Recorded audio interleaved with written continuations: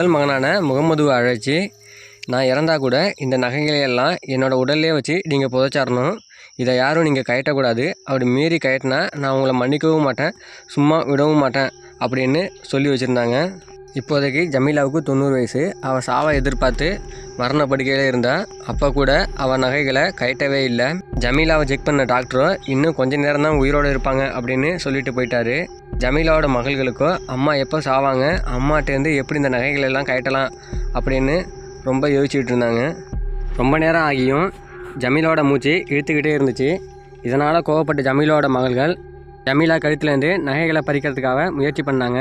இந்த நிலைமையில் கூட ஜமீலா தன்னோட மகள்கள்கிட்ட நான் அவங்கள சும்மா விட மாட்டேன் அப்படின்னு சொல்லிட்டு இறந்து போயிட்டாங்க. அம்மா இறந்த உடனே 2 மகள்களும் பயத்தில் நகைகளை விட்டுட்டு அந்தாண்ட போயிட்டாங்க. ஜமீலாவோட மூத்த மகனான முகமது அம்மாவோட கடைசி ஆசைப்படியே அம்மாவை அவங்க போட்டிருந்த நகைகளுடைய சுடுகாட்டு